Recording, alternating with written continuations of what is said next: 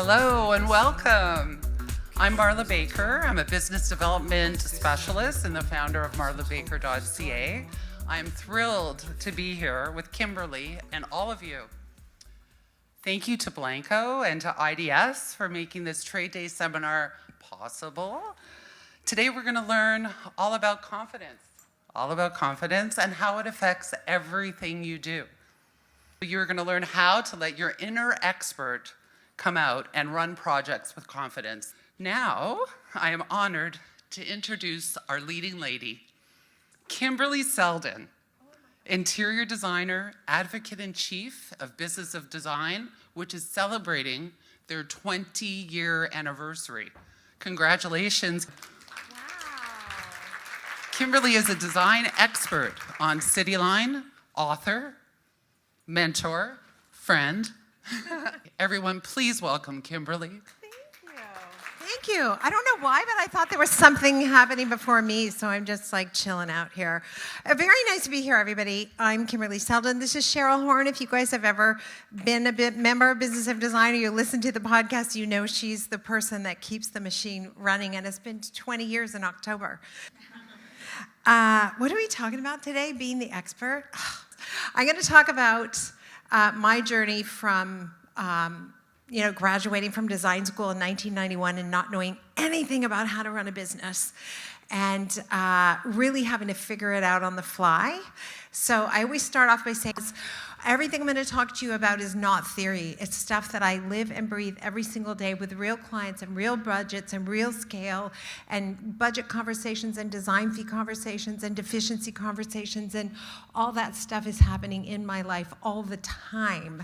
And I do think that's important, because if you wanted to learn how to be a surgeon, you're not going to want to read about it in a book from somebody who took a few classes. You want to take your training from somebody who's in the field and knows what the heck they're talking about. I also, super famous, yes, super Canadian famous, which is to say not at all. But I have been lucky because I've had a long career in television. I've had several of my own TV shows, and that does give me an advantage. I think it gives me a lot of clients. It gives me access to a lot of people who think, oh, she's on TV, she must know what she's talking about. So when I started back in 1991, all those people phoned my office, and we took all those jobs, and I disappointed every single one of those clients. There are still clients to this day. If I see them, I will cross the street to avoid them, because I know they think you're such a douche. Right? Not because I wanted to be. I really wanted to make them happy. How many of you feel like you're a people pleaser? Yeah, honest to God, I was willing to work weekends. I was willing to work evenings. If you wanted me to do something ridiculous, I would say yes. I would do anything to make my clients happy. You want to sleep with my husband? Go for it. If that makes you happy, we're going to make that happen. That was my attitude. I'm just going to work really hard, and I'm going to make my clients happy. And you know what? Nah, it didn't work. It didn't work. I worked really hard, that part worked, but I wasn't able to make my clients happy. And so you're going to hear a little bit about that and how Business of Design is a business now, but I never started out thinking, I'm going to launch a business and teach other designers how to run their business. What happened for me is, in desperation, I hired a business coach and said, you couldn't want to make clients happy as much as I want to make clients happy, and yet fail so hard for so long. What is wrong with me, right? And the answer to that question is Business of Design. So essentially, back then, my business coach said, pretty much everything you're doing is not the way you should be running a business. And so if you're willing to work with me, and spend hundreds of thousands of dollars, I can help you create a better business. And that's what I did. And I'll talk a little bit about Business of Design and our 20th birthday party, which is very, very exciting. But this is a picture I love to start with. This project's from like 1999 or something. It's a very old project, so do not judge me, okay? It's old. I know it looks old. But this is how every single project that I took on back in those early days ended. Right? Some of you were smiling and nodding right away, so you know exactly what I'm talking about. You convince the client to buy the sofa, you convince the client to buy the drapes and the coffee table and maybe an area carpet, and everything is going great. And some months have gone by, right? You have a meeting with the client, you do the consultation, then you show the client some floor plans, and they love the floor plans, and then you show them some furniture, and they love the furniture, and then you show them some drapery fabric, and they love the drapery fabric, but they're kind of confused. Does the drapery fabric go with the furniture that you showed me 2 weeks ago? And there's a little bit of back and forth, And finally, like 9 months, 10 months later, here you are. And you think, thank God, I'm going to get some pictures for my website. And then the client says words that to this day I have post-traumatic stress disorder just thinking about it. Kimberly, we just love everything you've done. We really do. But the Mr. and I, we're just going to finish it ourselves now, right? We're just going to pop on over to HomeSense, pick up a couple of pillows and some artwork, and finish it ourselves. To which you say, what? No, right? But no one hears your scream. You say, oh my God, no, we just have to get some pillows and a couple of throws and some artwork, and then it's all gonna be, no, Kimberly, it's okay. We feel like we've learned so much from you, and it's been such a good experience, and we're just gonna finish it ourselves. And then you say, okay, but remember we talked about you also have a cottage, and we were gonna do the call. Oh, we'll call you. We'll call you. Do you know how many people called me? Come on, help me. 0, big fat nada, nothing, right? So anybody can relate to this, or am I the only one? Am I the only one this has ever happened to, or can anybody go like, yeah, I've been there? Okay. So this was the story of my life. And again, don't judge me, but there's a big damn difference between the first picture and the second picture. And it has to do with finishing the project. The problem with not finishing the project is what? It feels unfinished. What else? Don't have pictures for your website, right? How many times have you gone to an interior designer's website and you've seen those other pictures and you're like, oh, that's tragic. It's because those are the only pictures they got, right? So what else? What else is wrong with this? Yeah, it's not very representative of your design. Worse, if the client finished without you, it might even be a terrible advertisement for her. She might tell her friends you helped her, right? That's even worse. But you're not going to get any repeat or referral business. And that was really one of the things that most embarrassed me. That here I was, this expert on TV. I was in Style and Home magazine every single month because I was the decorating editor. And I had dozens and dozens and dozens of clients, and I couldn't make them happy. They didn't hate me. They didn't say, get out, we never want to see you again. They always said, we love you when we have another project. Someone smart would have figured out that that was fired. But I thought they really were going to call me. So it took years, and I did this little game for years. And so when I hired this business coach in desperation, I said, is it too much to ask that we could start the project and finish the project and take a photo? Is that too much to hope for? And she said, no, but you'll never get there the way you're doing it, because I did it this way for a decade and it didn't work. So I want to talk about our topic today. I know you have talent. I know that you have heart, you have drive, you have passion, you have all that stuff, right? You have a vision. All that stuff comes naturally probably to you, and maybe you enhanced it with some learning along the way. But the piece that's missing, the thing that's killing us is, let's see, confidence, right? That's the thing that's killing us. This is how I envisioned myself, right, when I launched my design career. But this is what I really looked like on a good day, right? I used to work all day, and then after we got the kids in bed, we would begin what I called the second shift. And my husband worked for me during the second shift. He didn't get paid. He had his own job, right? Does this sound familiar? I just kept thinking if I could work harder, if I could work smarter, if I could get organized, if I could make better to-do lists, if I could just get better clients, if I could just have better trades, if only I hired the right staff, everything's gonna be fine. But guess what? A lack of confidence meant all of this stuff was going on. I charged low fees because I had no self-esteem. I was undisciplined about invoicing clients. You know, at the end of the month when a bill was due, I didn't want to fight about it. So I'd say, I'm not going to bill them for this right now because things are a little tense. I'll just delay the billing. Anybody done that? How'd that go? Pretty shitty, right? Don't do it. I had revenue, terrible. Poor project control, demoralization. I would go to an event like this and I would run into you looking all beautiful and I'd say, oh my God, how are you? And you'd go, I'm amazing. My clients are amazing. My projects are amazing. And I would walk away and think, what is wrong with me? Right? But I would say to you, oh yeah, me too. Everything is great. Then I'd like go and get Oreos, right? That's what you do.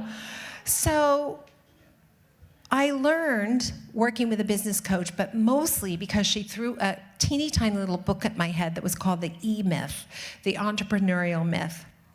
And she threw this book at my head because I couldn't get it through my head that my interior design business needed to be as reliable as a bank and as reliable as a Starbucks. I kept saying to her, I don't know why you don't understand, but every project is different. Every budget is different. Every scope of work is different. Every scale is different. I'm not running a Starbucks. Not every client doesn't get a cappuccino. It's different. And she would say, it's not different. And we would fight and fight and fight and fight. Then she threw this little book at my head, and it was like, okay, I get it.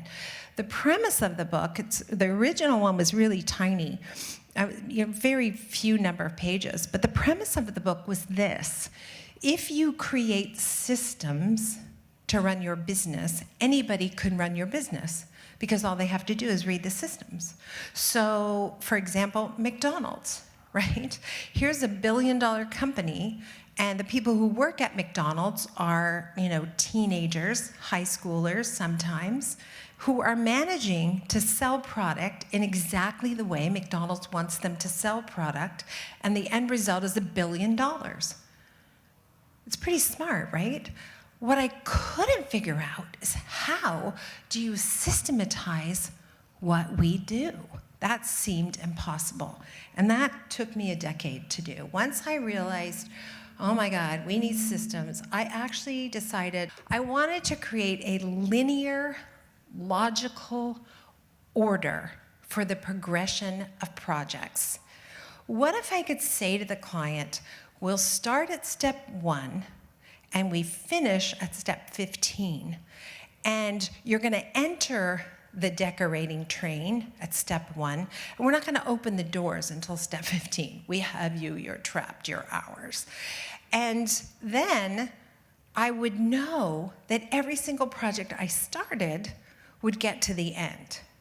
How do I do that? At that point, I thought, how am I gonna trick them to stay with me until the end, right? But that isn't what had to happen. What had to happen is I had to systematize all the things I did in my business, right? And then once I did that, once I systematized everything, the clients relaxed. They let me lead the project. They let me be the expert. And I also knew exactly what I was supposed to do next. I just followed the bouncing ball. And it was hard to create, but now that I have it, it's a game changer. And so I want to talk about some of the ways that's where confidence comes from. Confidence is not going to come to you because you've had 20 or 30 or 40 or 50 clients. It's not guaranteed. It's not going to come to you because you've been in the business 2 years, 5 years, 10 years, 20 years. Some of you are like 21 years old and you think, well, of course I don't have confidence. I'm 21 years old. You can have confidence if you rely on systems from day one of running your business. And tragically, we're not taught that in design school.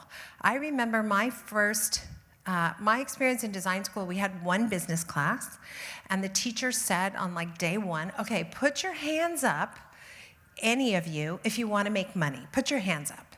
And a man, he goes, yeah. Right? Right? What's wrong with you? People's right. But I was taught that that was sort of crass, right? That looked a little, suspect. No, I want to make people happy. I want to make beautiful rooms. So a few people put their hands up kind of timidly, like, okay, I do need to make money. After all, it's a job, right? And the teacher said, I'll never forget it, he said, well, you're in the wrong business. You're going to die broke and bitter like me, so you might as well think about a different course. And then he proceeded to teach us the business of design by pulling out some contract that was from the 1800s that he couldn't even decipher the words of. And then off you go, out into the world, all these, tragically unprepared people. So if I think about when I thought about back then, how am I going to systematize my business? It was so overwhelming because where the hell would you start? Nothing was working. And I did not start at step one because there was no step one. I didn't have a step one. Where I started was anything related to money because that's where I was getting my butt kicked. So that looked like charging design fees that were too low. And then on top of it, just to make sure I stayed broke, not billing the client for all the time I spent on the project, right? And it included not sending invoices to clients on a regular basis. It included not collecting invoices from clients on a regular basis, being embarrassed to say to the client, you owe me money.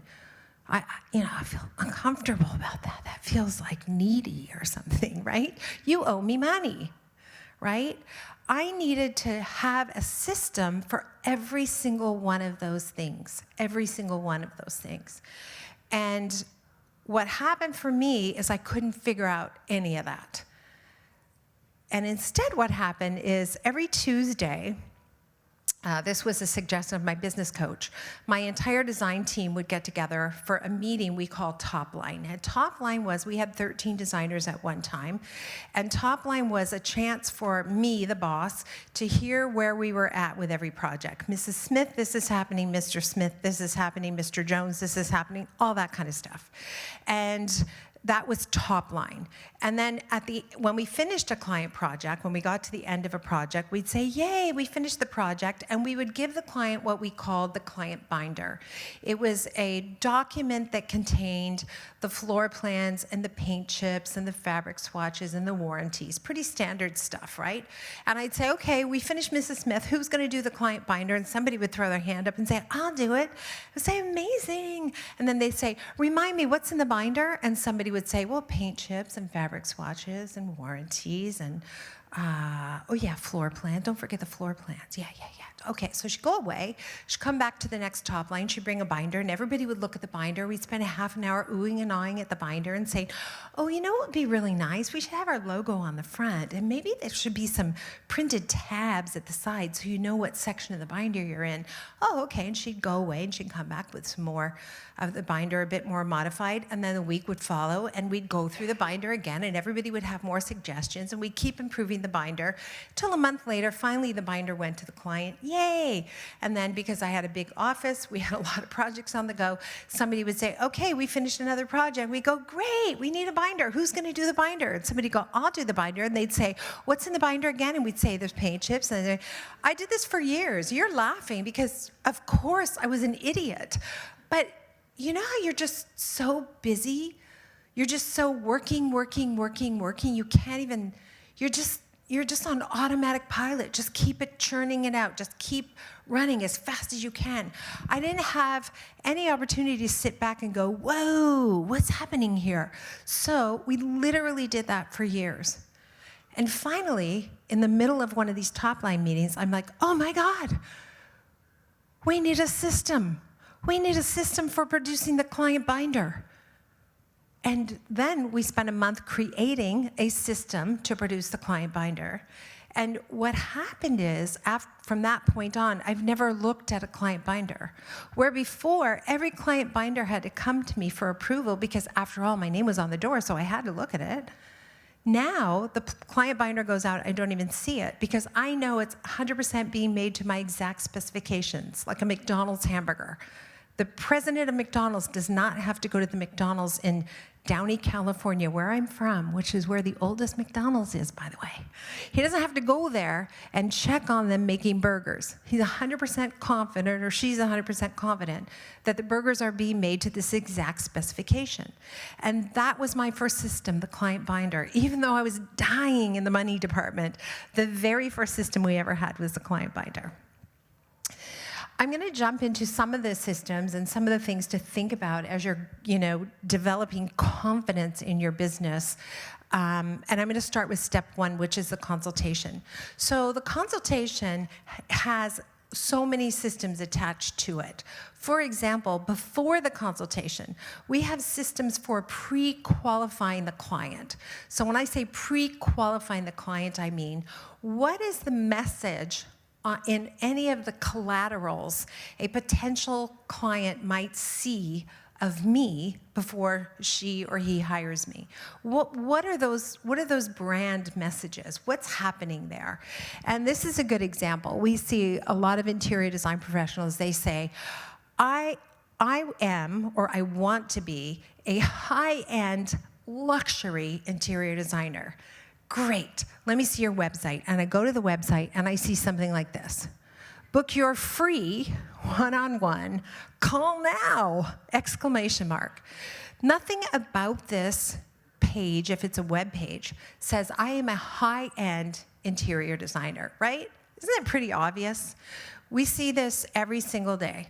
I only want to work with luxury clients, and it's like, buy, buy, buy, free, free, free. Luxury clients are repelled and repulsed by this kind of marketing strategy. So when we talk about pre-qualifying collaterals, we're talking about, what does your website look like?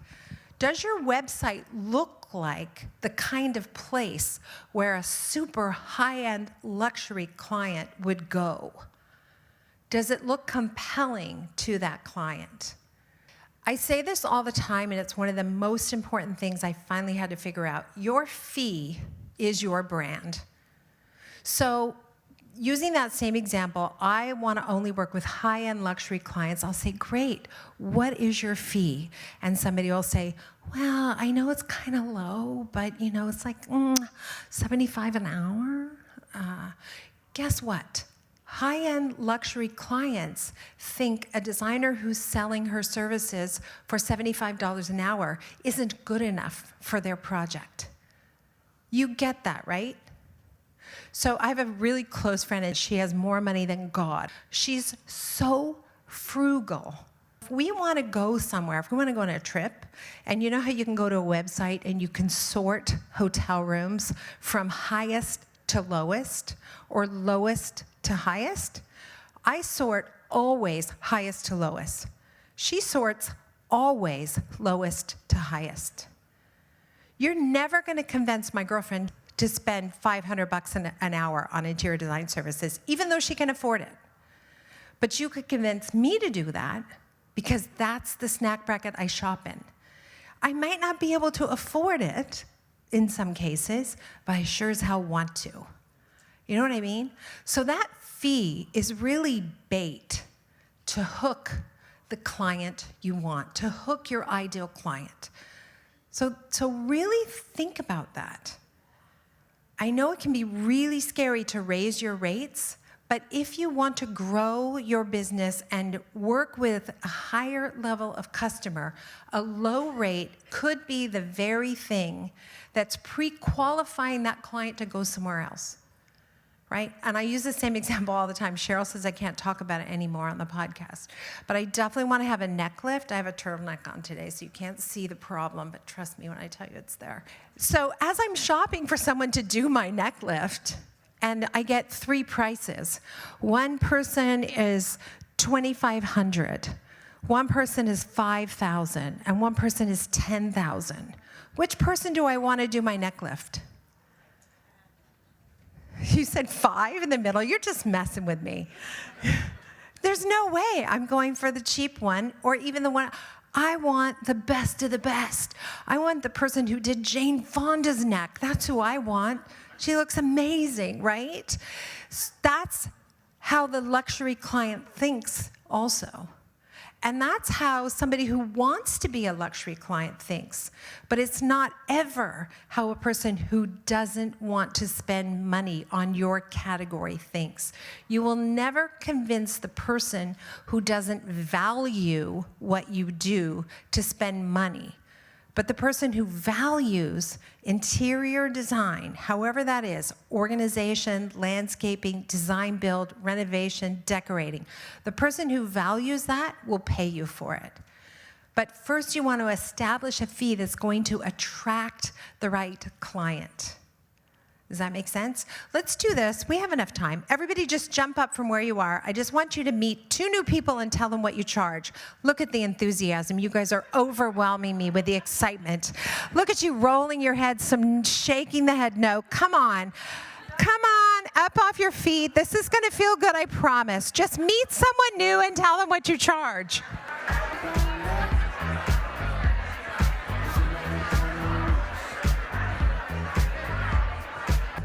All right, have a seat. Have a seat, right? Have a seat, please. Hilarious. That was hilarious. First I couldn't get you out of the chair, now I can't get you back into the chair. What happened for you people? What happened? What did you learn? It felt uncomfortable talking about it, so you learned that. What else? Every person has a different price, right? There's a plastic surgeon for everyone. Yeah, there's the do-it-yourself version. It's just 2 bulldog clips that you attach at the back of your neck. What else did you learn when you were sharing fees? Yes. Yes, all these justifications and qualifications. And you're going to my plastic surgeon and I say, so do you think you can help me? Well, I do, but you know, I am from the Niagara region, and so I'm not, it's not like we have great necks in Niagara. So, freaking kidding me? I'm just backing away. I'm going to go to somebody else. What about this, though? I'm looking for plastic surgeons. There's this one that's $10,000 for necks. Do I have a lot of questions for this plastic surgeon about where she went to school and what her training is like? No, 10,000 bucks. You must be good, right? I'm not saying it's accurate, but it is true. There was this old movie of the week years ago with Sybil Shepherd playing Martha Stewart. And Martha Stewart wasn't Martha Stewart yet, and she was selling pies at the local mall in Connecticut.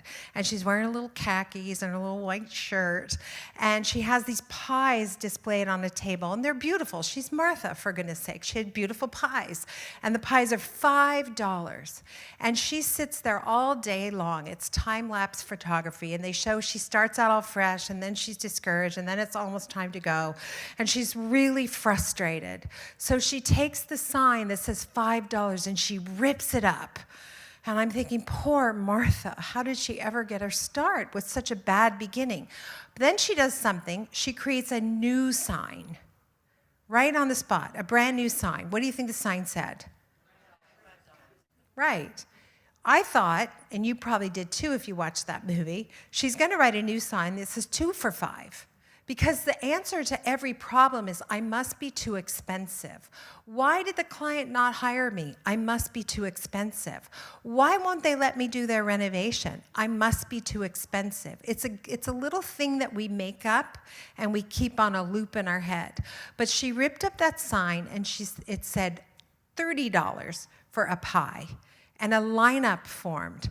Why? Because people thought a $30 pie must be good. A low fee is broadcasting a lack of confidence at best, but at worst, it's positioning you to be not an expert, but an amateur, a hacker. So you've got to raise your fee. I don't even know what your fee is. I don't know what your fee is. I don't know what your fee is. I don't know what your fee is. I don't know what your fee is. You should raise it. 100% you should raise it. How many of you, when you did this little exercise, thought, I should raise my fee because the person I was talking to charges more than me? Anybody feel that way? Yeah. Anybody feel like, oh my God, I'm so embarrassed, my fee is so low? Anybody feel that way? Yeah. Anybody feel like my fee is so high, I'm killing it? Crickets. Right? So raise your rate. That's your best pre-qualifier, and put that on your website. Every system I added to my business increased my expertise. I didn't learn more at design school. I didn't put in more time in the game. I became an expert as I was able to rely on systems and not negotiate the things I had in place. So in addition to raising your rate, the second part of the equation is actually billing the client for the amount of time it takes you to do the project. And that's true whether you're working with an hourly fee contract or a flat fee contract. I have both. I have hourly fee and flat fee. I make an equal amount of money whether I'm doing flat fees or hourly fees. 100%. I can do either one and I can make money. But I have to be really clear who my ideal client is. I put out that fee as bait. That client comes and I know I can make that client happy now because I have these 15 steps that I just follow on repeat over and over again until they are like completely burned in my mind. Something else that was critical, and I would say if there's anything that's 100% the most important thing I did for myself in terms of transforming me from the cowering, terrified interior designer into an expert has to do with the contract. Because the contract is my opportunity to list all the boundaries, protocols, and systems I need to run projects in one place in writing. And at the beginning, as I was creating these systems, and I was doing things like asking for a decent retainer or asking for a decent flat fee, I was terrified to talk to clients about it. Terrified. I took courses, I signed up with a shrink. I did everything I could to gain confidence. None of it worked. What worked for me is writing out the answers to the most important questions and the most difficult to answer questions in my contract, and then reading the contract line by line to my clients. I say that all the time. Read your contract line by line to the clients, and people go, "Oh yeah, for sure, yeah, I will." And then I'll, 6 months later, I'll say, "Did you read your contract line by line?" Well, some of it. Did I say read some of it line by line? I don't think I did. I think I said read it line by line, because it was in the reading of the contract that I began to internalize the structures, the boundaries, the systems, the protocols. I internalized how to talk about money with confidence. I internalized how to talk about deficiencies and why, if you're my client and there is a deficiency, I am going to bill you for the time it takes to correct the deficiency.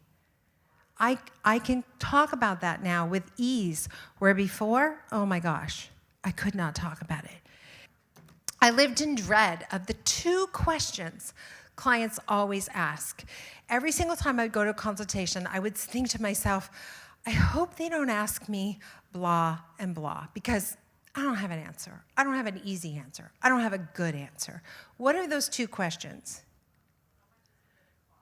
Who said that? How much is it going to cost? Yes, thank you. And what's the other question? How long will it take? I feel like you guys are in the advanced AP course. Yeah, what's the answer to those questions? Right, I don't know, right? But hoping the client isn't going to ask them and then faking it if they do ask is not the solution. The solution was coming up with an answer to those questions that made sense, that was logical, that I could read to the client initially because I was so scared to say it. And what happened was every time I read that contract, I gained a little more confidence. I became the expert I wanted to be. And today, I have completely internalized all of it. And it didn't take very long. I would say if you have the right contract and you read it out loud 3-4 times, you will be shocked at what happens in you. You will be shocked at what happens in you. And it's better for the clients too, because you're preparing them for how it's going to work if they hire you, right? So systems are the solution. I did a course in New York, right before COVID, and it was with a wonderful guy named Blair Enns, and we talked about a mantra. And this is the mantra, and you're all welcome to have it. I am the expert. I am the prize to be won, right? I'm going to position myself through pre-qualifying and qualifying my clients that I am the expert, and if you hire me, you are so lucky that you've hired me. I did not feel that way in 2000. I felt like if you hire me, things are going to go pretty good. I don't feel that way now. I feel 100% of the time when I start a project, I'm 100% sure at the end of it I'll be able to take photographs if I want to. I don't even think about it. Doesn't even occur to me to worry about it. But this is where I had to get to. I'm the expert. I'm the prize to be won. I'm on a mission to help because I do want to make my clients happy. I do want to create beautiful spaces, build beautiful homes, design beautiful kitchens. That's important to me. I am on a mission to help. Missions are big. Missions are powerful. They matter, right? But I can only help if I lead. And that's the piece that we just, as an industry, have not figured out. We have so many people, so many associations telling us, don't you worry your pretty little head. You just do the decorating and let other people deal with project management and procurement and all that kind of stuff. And I'm here to tell you that you could pay the bills maybe if you're just selling your services on an hourly fee basis, but you cannot grow wealth. You cannot pay yourself an amazing salary and retain profits in your company unless you are also earning money on procurement of goods and services, both. You have to be able to do that if you want to make money. There's no way to make money only selling your hourly fees, to make money, capital M money, right? So I'm going to say, and then the last part says, not all will follow.